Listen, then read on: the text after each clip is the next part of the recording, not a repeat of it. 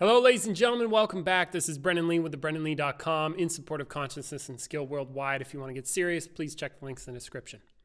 In this video, I want to talk to you about enlightenment and spiritual practices. Okay, now I want you to consider, let's consider enlightenment and spiritual practices and maybe even like spiritual teachers, right? Like teachers. You got a teacher? Now, let's try to consider what's important and what's not important in terms of the reality of becoming conscious.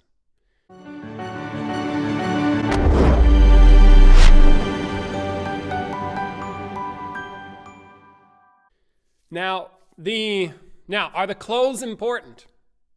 Is what your teacher's clothing, is what they're wearing, is that important? Well, like, do the clothes somehow get you enlightened? If you wear robes and have beads and throw a bindi on your head and have the hair and then the lifestyle, does that make you somehow more conscious? Does for example, there's a funny meme that I saw about Brazilian Jiu-Jitsu, because I'm also into martial arts, but that's irrelevant. But it's the guy, the meme is basically like, it's showing Frodo Baggins, whatever the fuck that guy's name is. He's on it's like, here's what the guy who murders you on the mat looks like after training, and it's Elijah Wood on a scooter in Austin or something, like looking completely dorky. You see, the guy who can kill your ass on the mats does not need to look like somebody who can kill you. Do you understand? It's not about the clothes. It's not about the look or the lifestyle. It's about what they can do or not do. So then back to consciousness land, you see? Are they conscious or not? What does it matter what they wear? Somehow, right? They can consider my clothing. I intentionally picked this clothing in this day and age because I wanted to create a sense of professionalism. You'll also notice that I cut my hair and keep my face shaved. Why? It serves a functional purpose. Now, ultimately, is it about the clothes? Like, does it matter?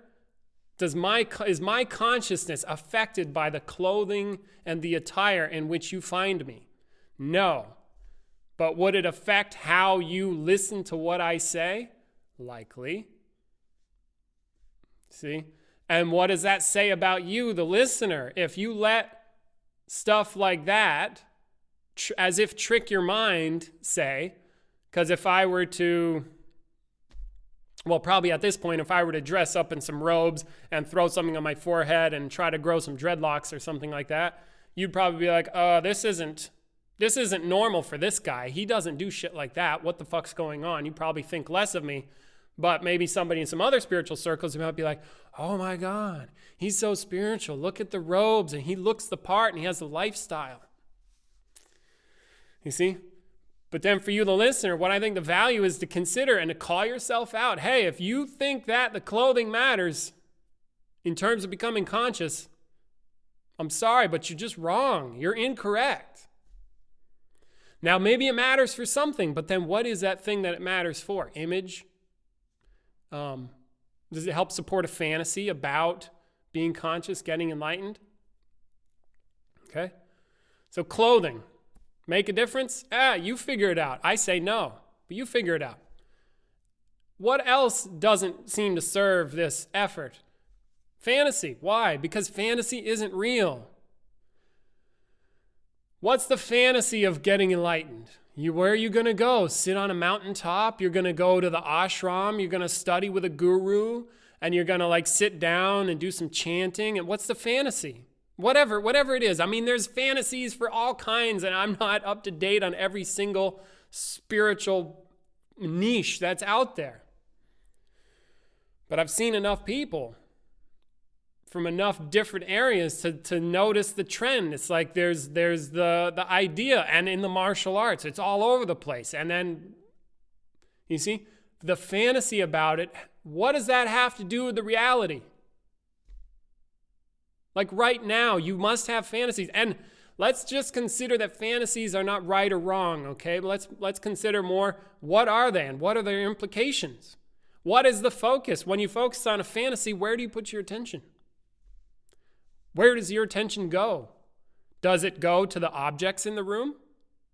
Or does it go somewhere else? Like, where do fantasies live or exist, you see? And if they do, see, what does the fantasy have to do with reality? Like, I can fantasize about jumping off of a cliff into water. But then what's the difference between fantasizing about it and doing it? You see, so again, in like spiritual worlds, like what are you going to get? You can fantasize about enlightenment and getting conscious. Oh, what's that going to get me? It's going to get me eternal bliss. It's going to get me this. It's going to get me that. I'm going to somehow get recognized for my goodness. I would like to invite you to tell the truth about that. It ain't going to happen. In a fantasy world, that can happen, but in reality, no. But if you want to stay committed to a fantasy, that's where that stuff can occur. Okie dokie, there you go.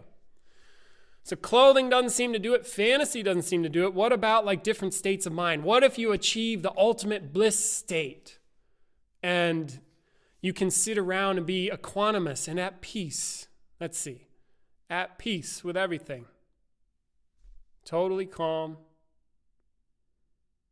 Undisturbed. At peace. You've reached spiritual attainment. You can now sit there and be at peace. Okay, so what?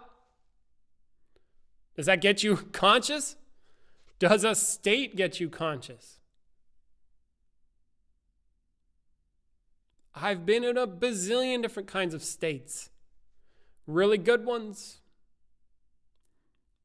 Bliss, enlightened bliss.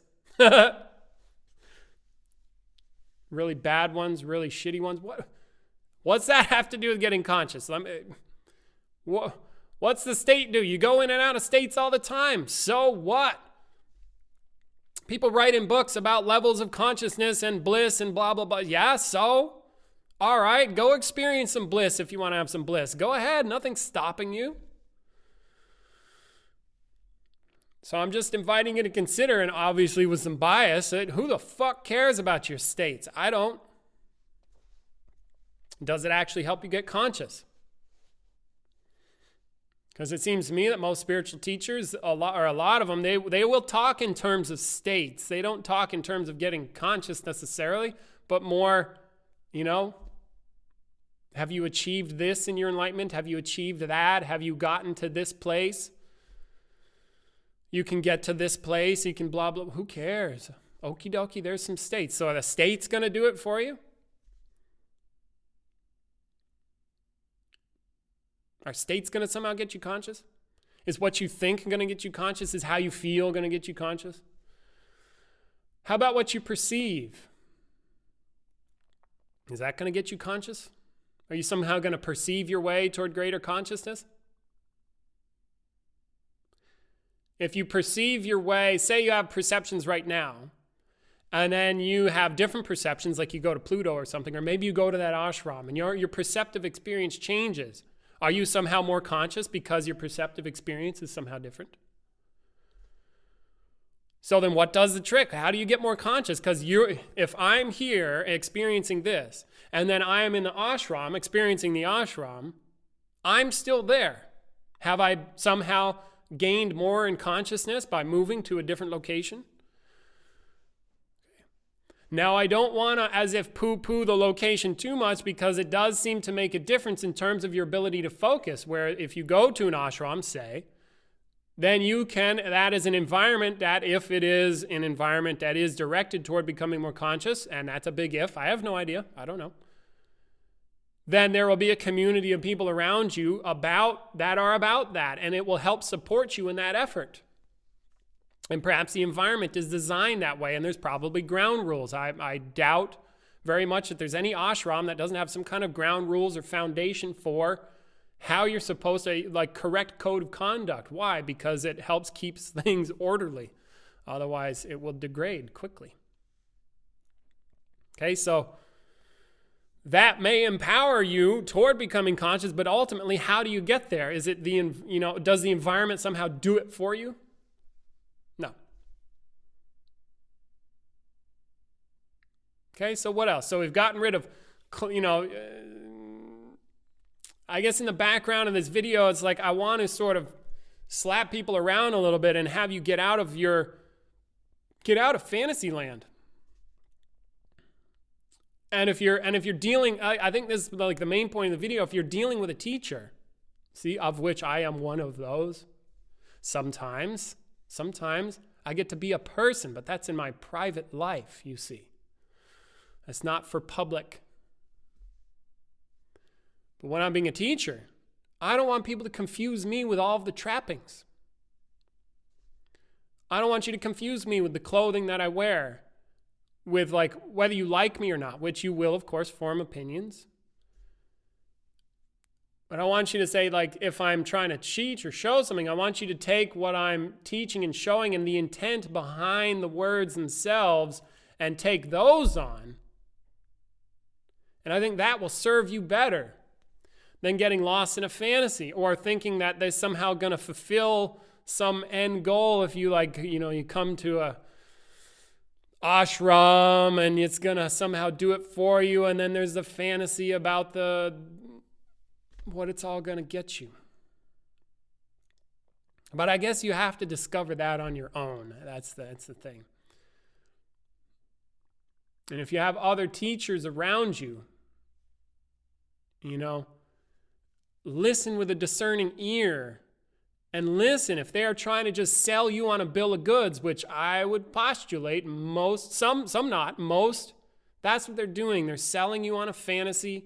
It feels good. You have a group of people around you that are also enrolled in the fantasy, and then you all collectively do the fantasy together. And there is nothing wrong with that. It's just not for me. But if it's for you, it's for you. That's fine. That's fine. Enjoy the good feelings, but please don't confuse that with getting more conscious. Okay? That doesn't mean that getting more conscious has to be a bad thing or like a negative feeling, you see, but that's just the flip side of the same coin. It's just that it's on its own terms. And being in a fantasy and just feeling good is not the same as simply getting conscious. Okay? And if you have your teachers, you'll listen. Are they saying things that are empowering to you? Are they saying things that have an effect on your experience in a way that makes a difference, not just like a temporary feel-good thing? Or are they just blowing smoke? Or are you getting confused with the clothing and the diet and the lifestyle? Because I also want to rip people off of that too. You think eating the right kind of food is somehow going to do it for you? I got news for you, dude. Ma'am, miss, sir, whomever you are, I got news for you. How the fuck is being vegan going to help you attain enlightenment? How's yoga going to do it? And there's nothing wrong with these things. Okay, you see, I guess that's the old spirit around here. Is like we don't cotton to that stuff. Don't try to tell me that eating the right food is somehow going to get you enlightened or get you conscious. Nope. Don't try to tell me that having the right lifestyle and living the right way. There is no right way to live. If there's a right way to live, how do you explain Hitler? Oh, he's living the wrong way. No, he is living the wrong way. Well, he's actually dead, thank God. See, but there's nothing that stopped him from doing that. I like to bring that up, say, hello, you can do those things, but you have to live with the consequences. You can also be Mother Teresa or a saint, whatever. Good, bad. It's open. And there's consequences, but it's still open to a certain degree. Okay, so the intent of this video is to kind of help rip you off of some of the things that might hold you back.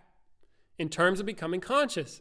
If you want to fantasize and feel good, fine, go do that. But just don't confuse that with getting conscious. That's all. If you want to listen to a teacher who's just talking intellectual foo-foo nonsense, fine. That's not what I'm up to. And don't confuse that with getting conscious. That's all. See? So I think that's all that I have for you in this video about getting more conscious. It is my desire that you can use the video to help break things up in your experience, so then as it frees you up from some of the trappings, some of the stuff that stands in the way. You see? Oh, here, in addition, you see, it's like as I'm talking, look, you have a visual representation. You also have what? What do you got in the background? You got Matt. You got over here, I've placed a Buddha statue. Why? Because I'm spiritual? No. I kind of follow Peter on. It's like a good reminder of a direction to go, but it's a fucking statue, dude. Who cares? We could burn all that. We could burn my clothes. Imagine I could sit here naked and disheveled. You see? But what are you going to do? Confuse the consciousness with my body and the way it looks? Are you going to confuse what I say as in an effort to teach or to invite you to consider something new that I hope will empower you? Are you going to confuse that knowledge or that understanding? Are you going to confuse that with the sound of my voice? What if my voice is like high-pitched and squeaky, but I was still saying the same things and coming from the same experience?